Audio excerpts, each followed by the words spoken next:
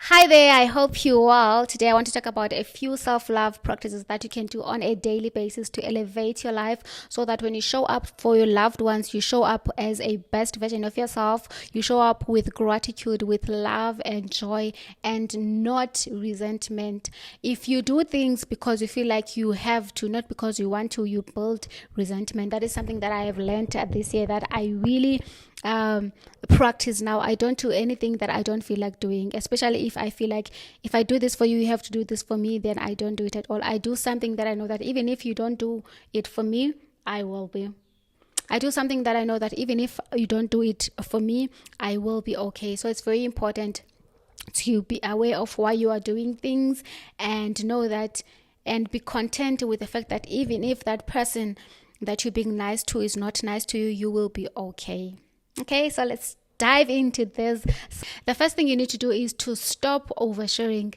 I am guilty of this, and this is something that I want to stop completely. So, if you feel the need to vent to your friend, take your phone app and start writing down how you feel on your note app. If you don't feel like writing, there is a mic there that you can just click and then you start talking and it writes down everything that you want to say. This has helped me so much because sometimes I feel the need to vent maybe on WhatsApp, and for other people they vent on Facebook. But just know that when you are venting, most people that you're venting to actually do not care about you. So make it a habit to vent on your phone. When you feel upset or your emotions are triggered, write down how do you feel. And when you read back what you have written, you will actually notice that it is not such a big deal. So make it a point that you stop oversharing and instead you write on your journal how you are feeling, okay?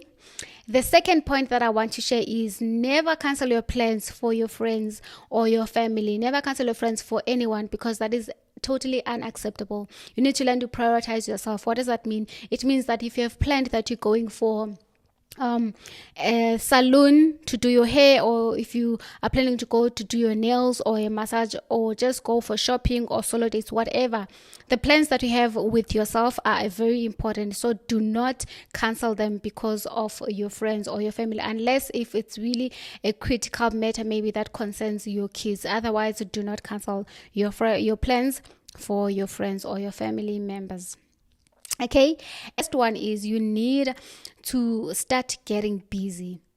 For me, getting busy means that I go to gym for an hour, I stretch my body. When I come back for about 15 minutes, I do meditation for about 30 minutes, I do abs at home for about 10 minutes, I play with my kids, I plan for my content, I check what am I currently learning this week, what do I need to learn, I read books. There is just so much that you can be busy doing on a daily basis to grow yourself. Find out which areas of your life do you need to grow in. Is it your health? Is it your spirituality? Is it your job? Whatever it is, make a plan and find books that you can read about that and start practicing what you are learning from those books. And the second thing that I want to share when it comes to self-love practices is you need to stop oversharing. I have done this and it is so embarrassing. So you don't have to do it, because just hear me out. I have overshared so much with my acquaintances and my ex-friends, and now when a person wants to live your life, you feel like, oh my goodness, you cannot live with such information that I've shared about myself. But if you don't overshare, then you will be able to let people go that no longer serve you. You don't want to have people in your life just for the sake of having them, because you have shared so much into them, and also you don't want to trap them and you don't want to bond through trauma. So don't overshare. Every time when you're feeling sad, angry, or you feel the need to vent, take your phone and write down your feelings, and I promise you, you will feel so much better after that. And when you go back to read your feelings, you'll actually realize that it is not such a big deal. Okay, and then another thing that I want to share when it comes to self-care practices is you need to learn to put yourself first, to prioritize yourself. Know that you cannot pour from an empty cup. Even when it comes to your kids, do not put your kids before you. you need to feel yourself first so that you can show up as the best version of yourself for your kids and for your loved ones. Take yourself out for nice things that you really enjoy, maybe doing your hair, doing your nails, doing massages, buying yourself nice things. Just put yourself first, prioritize your needs first. Before you get out of your house, make it a point that you pray, you worship God, you read the Bible, you spend some time maybe meditating and focusing on yourself and cultivating your gratitude and listening to your heart. Pour into yourself first before you can pour into anyone. Before you can allow anyone out there in the world to pour into you, you need to make sure that you pour into yourself, that you ground yourself, that you are happy, you are settled, you are grounded, and you are content with where you are. Because let's be honest, if you don't do this, you will end up being swayed all over the place by people all over the world. Okay, and another thing is just be mindful of what you are focusing on. What you focus on grows, whether it is something good or something bad, something positive or something negative. So make it a point that you focus on gratitude. If you focus on gratitude, you will have more things that you can be grateful for. Okay, another thing that you can do is you can switch off your notifications on your phone. For me, I switch off my notifications. That way, I only go to social media, WhatsApp, Twitter, TikTok, only when I feel I need to.